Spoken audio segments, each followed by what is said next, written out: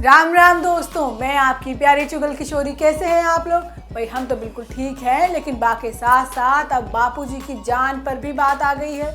अनुपमा बिल्कुल अकेली पड़ चुकी है।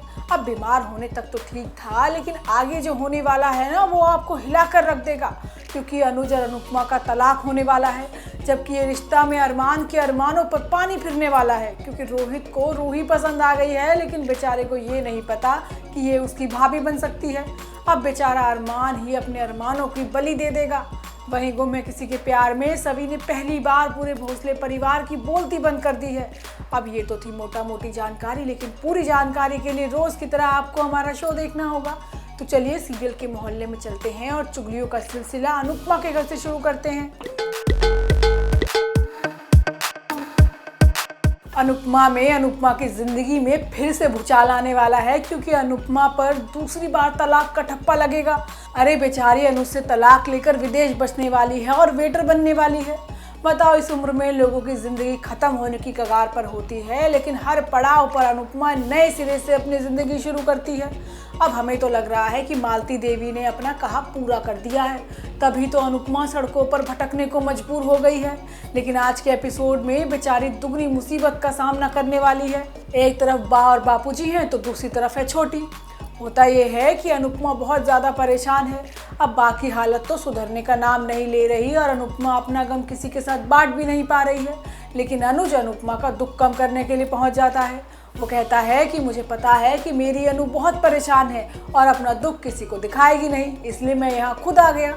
अब अनुज बताता है कि बा की हालत बहुत गंभीर है और डॉक्टर ने बापूजी की वजह से सारी बातें नहीं बताई। अनुपमा कहती है कि हम बा के इलाज में किसी तरह की कोई कमी नहीं होने देंगे। वहीं दूसरी तरफ बापूजी भी बहुत परेशान हैं। वो बार बार बा को चेक कर रहे हैं कि वो ठीक है या नहीं। वो रात भर बेचारे सो नहीं पाते और बा के ठीक होने की प्रार्थना करते हैं। अब अगले दिन डॉक्टर बताते हैं कि बा की हालत बहुत ख़राब है और दिल में कई सारे ब्लॉकेज हैं। अगर बा का बीपी और बढ़ा तो मुश्किल हो जाएगी। अब कुछ देर बाद किंजल और तोशु के जाने का समय भी हो गया है। वो बारी बारी सभी से मिलते हैं और विदा लेते हैं। अनुपमा भी किंजल और तोशु के जाने से पहले उनकी आरती और नज़र दोनों उतारती है। अब तभी बा भी उनसे मिलने के लिए आ जाती है। बा किंजल से माफ़ी मांगती है कि अगर उसकी कहीं कोई भी बात का बुरा लगा हो तो उसे माफ़ कर दे। बा समझाती है कि परदेश में अपना ध्यान रखना, क्योंकि वहाँ परिवार नहीं बल्कि अकेलापन होता है। अब आगे आने वाले एपिसोड में बापूजी बा को संभालते संभालते खुद गिर जाएंगे, तो वहीं दूसरी तरफ छोटी को बुखार आ जाएगा। अब बापूजी अनुपमा को फ़ोन करते हैं, लेकिन छोटी ने तो जिद पकड़ रखी है कि उसे मम्मी चाहिए। इसके अलावा शो का एक और प्रोमो भी सामने आया है, जिसमें अनुपमा विदेश पहुंच गई है और वहां उसका डिवोर्स हो गया है। अब अनुज और छोटी अनुपमा से अलग रह रहे हैं। वहीं ये रिश्ता क्या कहलाता है में अरमान का दुख देखकर तो आपका मन भी भीग जाएगा। बेचारा अपने मन के अंदर इतने दुख समेटे बैठा है कि कोई अंदाज़ा भी नहीं लगा सकता। लेकिन आगे आने वाले दिन अरमान के लिए और भी भारी होने वाले हैं, क्योंकि उसका प्यार उसके सामने उसकी भाई की पत्नी बनने वाला है। मतलब कुछ रिश्तों का झोल झाल आपको देखने को मिलेगा। वहीं अभीरा भी युवराज के चुंगल में फंसने वाली है और अक्षरा अकेली ही उसे बचाएगी। मतलब दोनों ही जिंदगियों में आपको खूब तूफान देखने को मिलेगा।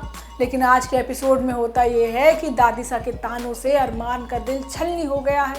अपनी माँ के लिए इतनी नफरत देखकर बेचारा परेशान हो जाता है।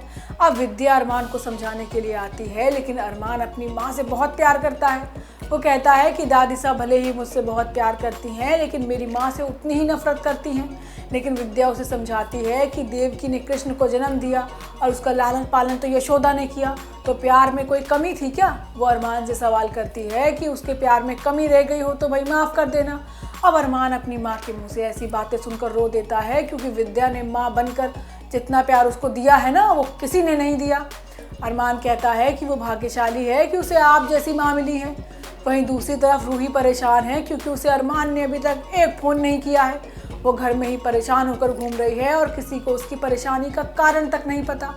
अब घर में हुए झगड़े के बाद अरमान रूही से बात करने के लिए और ज़्यादा बेचैन हो जाता है, लेकिन नंबर तो रोहित के पास है और रोहित गया है घर से बाहर।